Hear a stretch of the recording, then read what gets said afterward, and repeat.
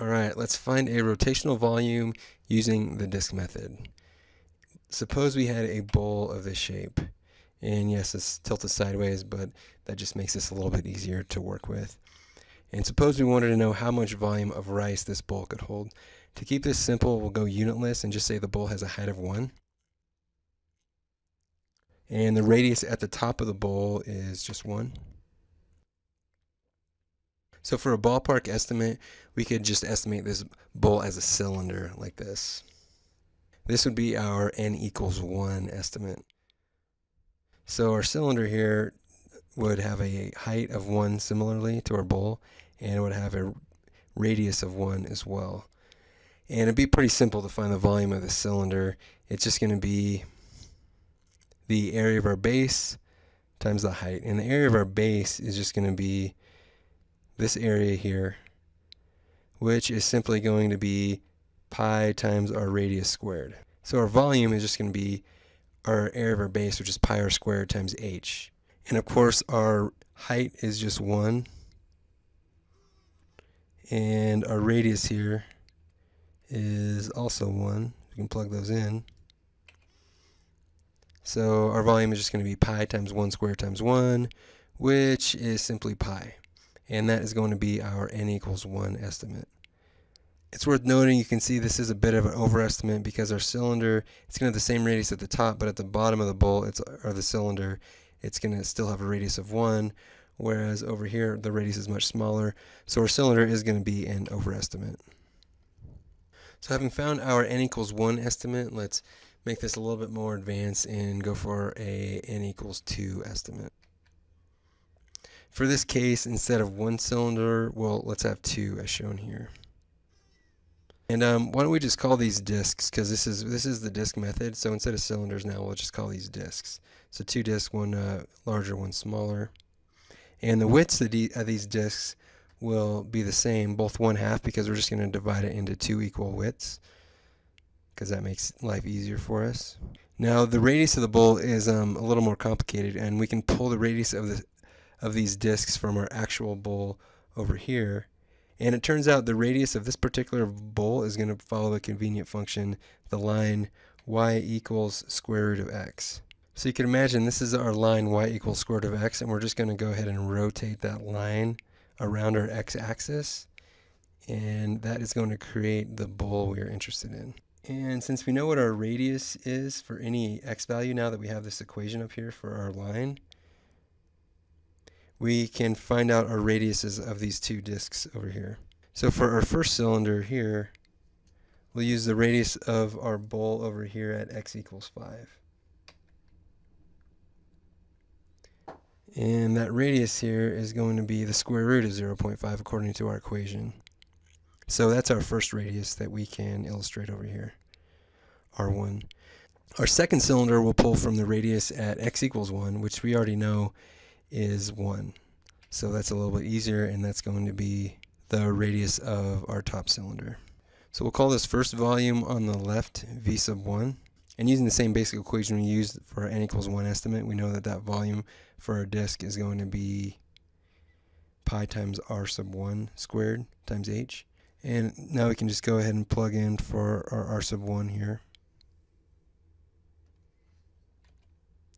And plugging that in, we get pi times square root of 0.5 squared times 1/2, which just simplifies to 1/4 pi. We'll call our next volume V sub 2, and it's going to be equal to pi times r sub 2 squared h, and our r sub 2 is simply 1, so this is pretty easy. And our V sub 2 is going to be pi times 1 squared times 1/2, which is going to simplify to 1/2 pi. Our total volume then will of course just be the addition of both of these, which we could denote using summation notation, which will be more useful later. And of course now all we got to do is plug in our V sub 1 for here, and our V sub 2 here, and we get 1/4 pi plus 1/2 pi, which is just going to equal 3/4 pi. So writing that down for n equals 2 estimate, it's worth observing again that this is still an overestimate because these disks are going to, of course, have more volume than our rice bowl over here. But it's a little bit less of an overestimate than our n equals 1 estimate was. So we're getting better. If n equals 2 is better than n equals 1, then how about n equals 8? That's going to be even better, right? So let's give that a shot. And that would look something like this as we stack these disks up. And our total volume here would include the addition of the volume of each of these 8 disks, which we could express in summation notation as the sum of v sub I from I equals 1 up to 8.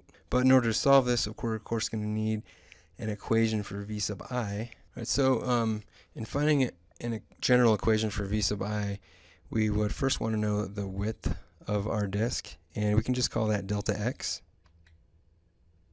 And then we're going to want to know the radius of our disk, so we'll just call that generally r sub I. So given these two parameters, we could find v sub I. But the tricky part here, of course, is we need an equation for r sub I. But our r sub I, of course, is going to depend on our x values. So first, let's define our incremental x values. So this would be x sub 2, given that right here would be our x equals 0 point, where this dashed line is. And generally our x sub I is going to be the distance to the top of our ith disk. So according to our equation, r sub I is simply going to be our y value on this line over here. So r sub I is simply the square root of x sub I. So from here we can go back to our volume equation where we can take this and sub it in for r sub I, which is actually pretty simple because we got the square root squared, which just becomes pi times x sub I times delta x.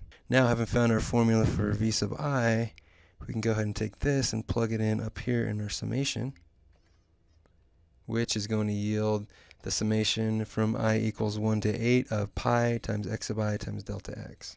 Now, using this notation up here, we could solve for delta x's and actually take this sum from I equals 1 to 8. But since that would still just be an estimate, why not just use this formula we found and get the exact area, because we can pretty easily translate from this summation notation to an infinite sum to an integral. So getting rid of some of this up here to make some room, instead of taking the sum of 8 disk volumes, why not take the sum of an infinite number of infinitesimally small disk volumes? In which case we change up our notation a bit. Instead of going from I equals 1 to 8, we're going to go from I equals 1 to n as n approaches infinity, and we'll do the same over here. So if we do that, instead of having our incremental x sub I, our delta x, and our r sub I values,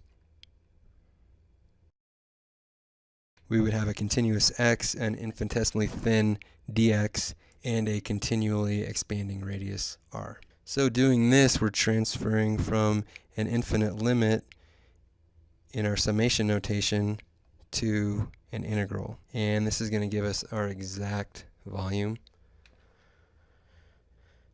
which will be the integral of pi x dx, where we just changed our x sub I up here became x, and our delta x became dx. And we're going to integrate from 0 to 1 because that's the x value range of our bowl. Going from 0 to 1, or you could look at over here, we're going from x equals 0 to x equals 1 out here. So to sort of visualize this process, you can imagine that we're starting at the bottom of this bowl with our small x values and our smaller radius, and we're proceeding along in the x direction.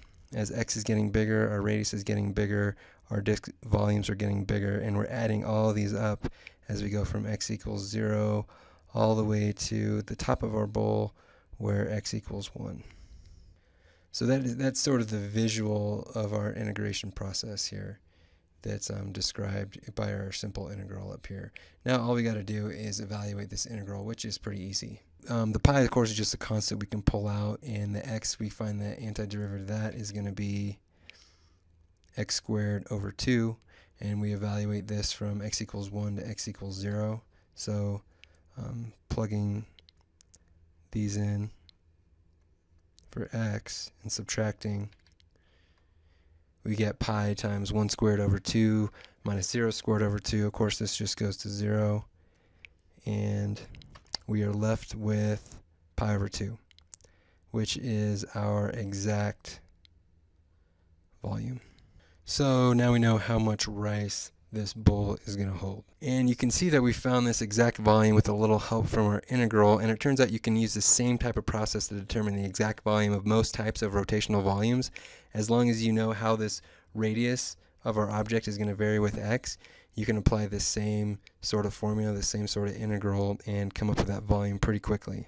And this process is known as the disk method.